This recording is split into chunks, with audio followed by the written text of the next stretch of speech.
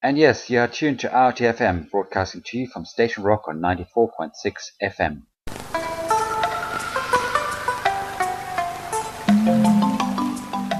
Kia ora, I'm Sharon Brett Kelly. Today on The Detail, the island where the media is bucking the trend and flourishing.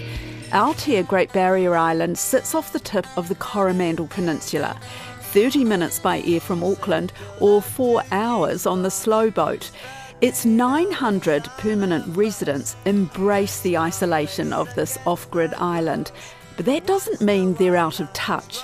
They have not one, but 2 fortnightly community newspapers, at least 2 online news outlets. Welcome to the news, Ken. And a radio station.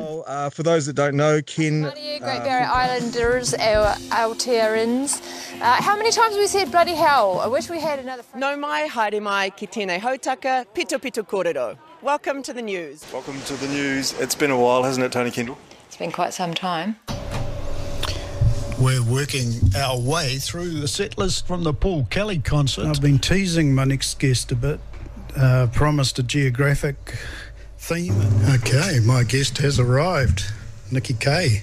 Welcome, Nikki. Lovely to see you. Lovely to see you too, Tim. We'll hear why author Tim Hyam has had to turn from writing to broadcasting and what's behind the media boom on the island. Island that attracts characters. We want to express ourselves. We don't want to be over-regulated. We love the wild and the free, and it inspires us. It's in a beautiful place. But we have to get on as well. So there's this tension between all being rugged, off-grid individualists and having to rely on each other in community. So it brings out the best in self-expression. And we're just going through this little wonderful patch of having great media looking after us in different ways. Also, the former radio station owner who hit national headlines after a run-in with the police. But first, from house parties and DJing on the party island of Ibiza to Aotea, the new owners of the Barrier Bulletin, Simone Fougere and Giulio Cavallo. The opportunity arose kind of out of the blue. And we actually felt ready to take on a project at that point. So the flow was right for us. And we just felt, we have a pleasure in writing. We've just developed writing in the last, sort of 8 or 10 years. We have our own website. And then we just also found it would be a perfect way for us to get to know the community more. Right. And for the community to get to know themselves more. And how would you describe the Barrier Bulletin? Because it's more than a newsletter, but it's not a broadsheet, is it? No, we've got people calling it a magazine now, which is quite funny. We're like, I guess maybe, because we've got these sections that we kind of introduced. Yeah, when we met the original owner Kevin, and he was turned 82 years old, I think, and when we met him, we just felt that we were on the same wavelength. He was just bringing the community together, telling local stories, sharing things that people wanted to share, and it was just a local thing. When we took it, we said, we can do the same thing, but since we are new to the island, it's perfect so that we can go and interview people so they can tell us stories so we get to know them, and at the same time, they get to know us. So, as you know, there's a high percentage of mature residents on the island, and we wanted to also go and find out their stories, who the inventor in the shed, and all the gardening expertise. People have been doing it 40, 50 years. So we thought it was a fun project to do that, really. And do you print it on the island? How does all that work? For the first one, we did it ourselves, and it was a mission. So eventually we decided that we are going to print it on the mainland, to have it printed there, so that we can concentrate on doing what's important to us, which is the interviews and the articles. Yeah, but not only that, it's just that, there was a lot of toners that we'd have to bring to the island. And then actually the refilling of the toners wasn't a really nice process. We did that for the first one.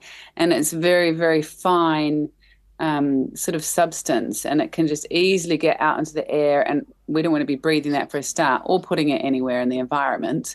It was fun using the collator machine. It's probably about 50 years old. It looks like it's from the 70s. And it all works fine, and it's a backup for us if we need to. Yeah. But I mean, it's unfortunate because printing it off island, we can't just sort of print it the day before and then distribute it now, or just have last minute, news come in. We have to have it ready sort of by the Tuesday for the Thursday now.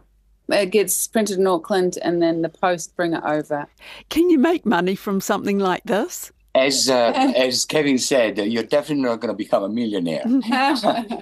But let's just say that, it brings an income and, and it's it covers our expenses. Yeah, let's just say that. Yeah. We did a survey at the beginning just to see what everyone wanted and what price people were prepared to pay just to supplement the advertising, but to help pay for the printing. So everyone said, oh gosh, no, we're happy to pay up to $3 or sometimes even more. And you've stamped your own mark on it, haven't you? The one that I picked up while I was there, I think there was an article about dance music. Oh, yes. Yeah, that's my passion. When I was talking about this music, is because not only I wanted people to understand what kind of music house music is, but also to feel that from my own personal experience. As our motto is connecting people of Aotea, it's just to let people know us, getting to know other people and getting people to know each other. Yeah, and then we have Tony, who he writes for us regularly. He's sort of out on the prowl looking for newsworthy articles. Tony's story, aka Tony Veritas, which means truth, started the first radio station, The Beach, and he's not afraid of controversy.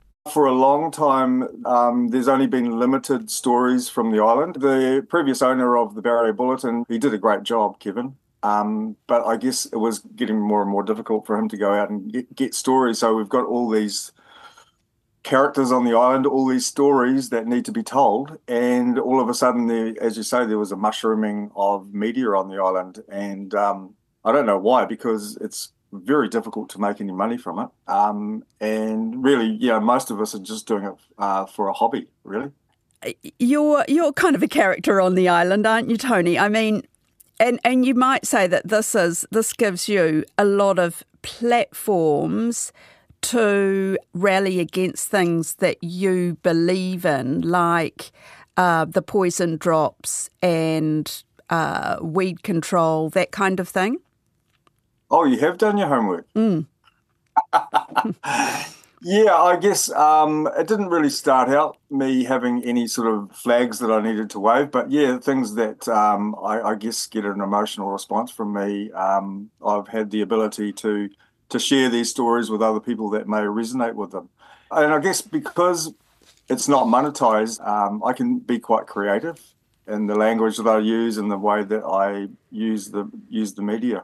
I mean, the other thing is, I believe you were against COVID vaccinations. That's a can of worms there, Sharon. Just prior to COVID, the news and Aotea TV, we were doing quite a lot of stories, and we felt that COVID was very contentious. We had our own views on it, which went against the mainstream narrative. So we just felt that for us to go on our platform and say what we wanted to say, you could say, in effect, we self-muzzled ourselves because we didn't really want to create more division in the community than there already was. And there was a lot of division on the island during that time. But you could also say that these other issues that, you've protested against or you speak out about, like the poison drops, like the weed control, they're all polarising issues. And I just wonder what kind of reaction you get. Oh, I've pissed a lot of people off. There's no doubt about that. But I think it's just my soul journey that I'm here to express what is in me. How I express that sometimes is open to debate, and I'm still learning. But yeah, I'm not really scared to say how I feel about issues. And in a small community, sometimes you can create enemies, and that's just the way it is. I just think that there is freedom of speech is very valuable, and I think during COVID, our freedom of speech was eroded very quickly. So what do you think, I mean, will you continue doing what you do, or what plans do you have in terms of the writing that you do and the broadcasting that you do? Well, I'm not sure because my daughter has to go to high school next year, so I possibly may have to move off the island. Because I'm just wondering, off the island, would you have the same variety of platforms to, have your say on things? No, I think the island itself is quite unique. And I think if I went to any other place in New Zealand, then I'd probably have to toe the party line. So I guess being on the island, we're able to express ourselves, which is quite unique to this community, really. I have worked in radio, so I've had to be mindful about what I say and how I say it because, you're bound by the broadcasting code for a start. Well, and I'm just reading a story here that I picked up from the Herald. This is a while ago. The Broadcasting Standards Authority upheld complaints that the Beach breached two principles of the Code of Broadcasting Practice, and it was related to on-air abuse of police officers after they sprayed some of the island's cannabis cross. So I was really pissed off about the way I was treated back then, and unfortunately I had a microphone and I was angry, and the two things don't necessarily meld together very nicely. Right, and from that, do you feel like you've toned things down a bit with your messaging? Oh, absolutely, yeah. And I as a person now, I think I've personally grown from all of those. It feels like you're talking about a different person. I'm heavily into meditation and yoga these days, and breath work. So yeah, I'm far from the hothead of 10, 15 years ago. Let's get to the writer and journalist Tim Hyam, who calls himself the Kim Hill of Aotea, as the host of the radio show and podcast Local Stories. No, I've always been a wordsmith. I used to sweat over every word. Took me 2.5 years to write my book, Island Notes. And unfortunately, I've lost the use of my arms. I've got motor neuron disease. I was diagnosed a year ago with a thumb that wouldn't work, and now I can't move my arms. So radio's really perfect. I just use my voice. And I call it Monday morning after Saturday morning. I actually passed 1,000 listens last week. We need to point out that the population of the island is what, around about 1,000? Yeah, so that's pretty good penetration, isn't it? 1,000 listens on an island of 1,000 people.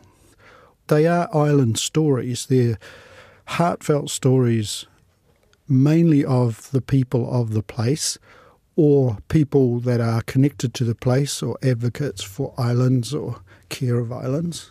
And I have the luxury of interviewing them for 3/4 of an hour. Yeah, I'm loving it. It's just, yeah.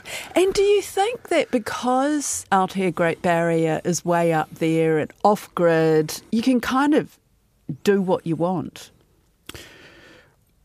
Well, I can do what I want in the sense that Aotea FM is a community radio station. It gets some lotteries grant funding, and it relies on volunteer DJs like me. If there's a slot, you do whatever you like. I was listening to punk music on Adam's show the other night, and then there's someone else that loves the 80s, so it's quite wacky. But no one was doing interview-based current affairs journalism. So it's given it a rev up, and we're podcasting off the back of them, and that's the big thing because people don't listen to radio like they used to. They might catch half the interview or someone tells them about it. Now they can go and find it. It's quite exciting, I think, for the station and for the island to hear themselves in this way. Yeah. Why do you think there is such a proliferation of different media there at the moment? Well, perhaps it is a post-COVID thing. There were new people that came during COVID, like Simon and Julio. There was an injection of new blood and new vision. And as we know, the world's sort of changed since then. And I think there is still that worry voice, that protest voice about, where we were heading with COVID. So there's a bit of conspiracy there. But it's an island that attracts characters. We want to express ourselves. We don't want to be over-regulated. We love the wild and the free, and it inspires us. It's in a beautiful place. But we have to get on as well. So there's this tension between all being rugged, off-grid individualists and having to rely on each other in community. So it brings out the best in self-expression. And we're just going through this little wonderful patch of having great media looking after us in different ways. And are people tolerant of these different voices in the media? Because some of them are pretty extreme, aren't they? Oh, we can laugh with each other. Everyone's a character. And I don't think we take it all too seriously. I mean, it's a wonderful place to develop ideas. Some of them, in my view, get a little bit off track or down the rabbit hole. But I think we embrace a real diversity. I would be concerned if the narratives, if the voices were taking away from the richness of the place. And we've got to be careful in that space. I think there's some real subtleties that are at work in the media landscape at the moment. In terms what do you mean by that? Well, who gets to say what, and what those voices are saying, and whether they're actually based on reality. I think, the principles of Home Family Radio on Monday mornings, it is the truth, no woo-woo, no conspiracy, no heroes, were the kind of guiding principles for our show. We wanted it to be real. Within that, everything's possible. But if there are outlets for, say, the conspiracy theorists on such a small place, is that dangerous? I think it could be, and I think that's why there's this self-correction happened organically. Like, there must have been enough people thinking, oh, this doesn't feel right for us. We're going to provide alternatives. So it's not like we're attacking the others, but we want to make sure that the place that we care about, it needs to be supported with narrative and voice. And so I think that's why perhaps, these 3 new entrants suddenly popped up. Because people wanted to make sure that we were looked after for the long term, that our real stories could be heard, or the full diversity of views could be, aired. Does it change people's conversations? Yeah, it does. It definitely does. I'm getting feedback all the time. People are stimulated, and people are worried about the future there. During COVID, everyone wanted to come to the island. They couldn't go anywhere else. We were the most exotic that you could get to. So, the problem was coping with all the people. And now everyone's short of money and can go everywhere else. People are struggling who rely on that income. So we're currently considering a destination management plan. So I've done a podcast about that with the Tātaki Auckland Unlimited, who produced it. And the other media are, responding to it or responding to my podcast about it. So there is an element of us chasing each other around. Like you say, there's some really interesting people on the island. There's also some very high-profile, famous people who live on the island. In a place so small, do you have to be really careful about telling these people's stories and maybe even revealing too much about them? I'm thinking Nikki Kay, former national minister who lives there. You interviewed her, and it was pretty revealing. It was pretty personal. Yeah, I think it was a lovely interview, and if people are interested, they'll learn more about Nikki and what she believes in, her values, and how hard it was for her to deal with health issues and Todd's, mental health challenges. She's very revealing. But every one of my guests has been open like that. Maybe it's consistent with what the island does to people. There's an incredible loyalty to those famous people who we find it ourselves on the same flight as. We respect that they've chosen our place and we're happy to share it with them. So, yeah, there's big responsibilities for allowing that diversity. I mean, I think that you get people who would normally say no, but you manage to capture them, Tim. Yeah, no one said no. They've sort of when I've got something to say type answers. People are saying it's great you're doing it because it's kind of archival. We need to record these stories. And of course, podcasts enable you to do that now. Yeah. So it's been a revelation for you, hasn't it? Yeah, stories are so important, aren't they? And post-COVID, there was a narrative about personal freedoms and anti-government and don't let the bastards get us type of feeling. I don't think that's where we want to be. I think we need to pull together, and there is a place for government that we need to have a healthy scepticism about it, but, it has to be a joined-up approach. And, yeah, I think we do need to remain very, very open to, all points of view.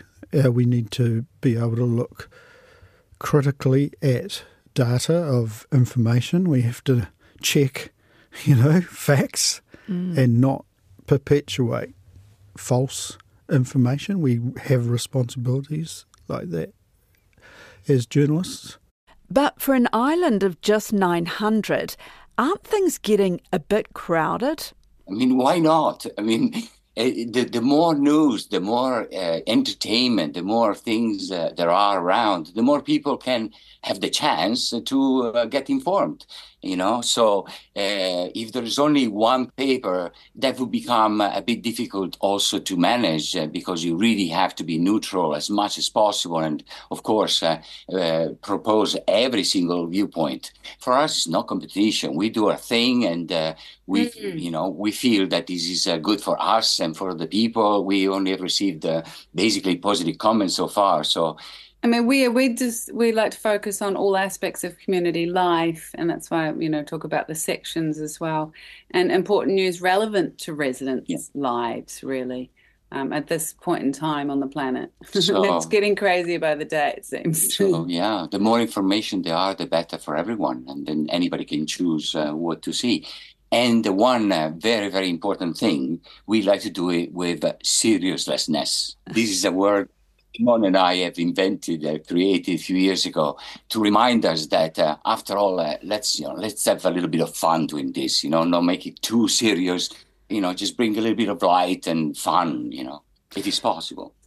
And what ambitions do you have for the Barrier Bulletin or as media owners? I mean, I think we've accomplished. I think we set ourselves a goal. We learnt in design. We've never done anything like in design before, which was quite complex.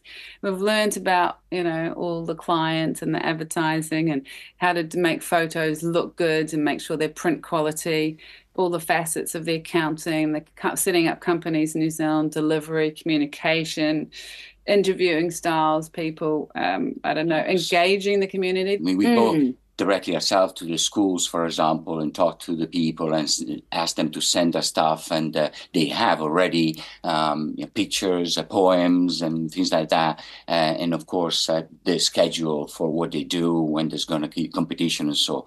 But we really like to have even more or so interaction, like kids writing an article. We just want to create something new. Whatever it is, we don't have any expectations or you don't even imagine how it could be. But if we put our own input and with the intention of, really having a nice community and doing something fun together, then there's definitely going to be a kind of new Ibiza, but in a different way. That's it for today. The Detail is supported by NZ On Air and RNZ. This episode was engineered by Jeremy Veal and produced by Davina Zimmer and Alexia Russell. Thanks to Tim Hyam, Simone Fougere, Giulio Cavallo and Tony Story. I'm Sharon Brett Kelly. Ka kite anō.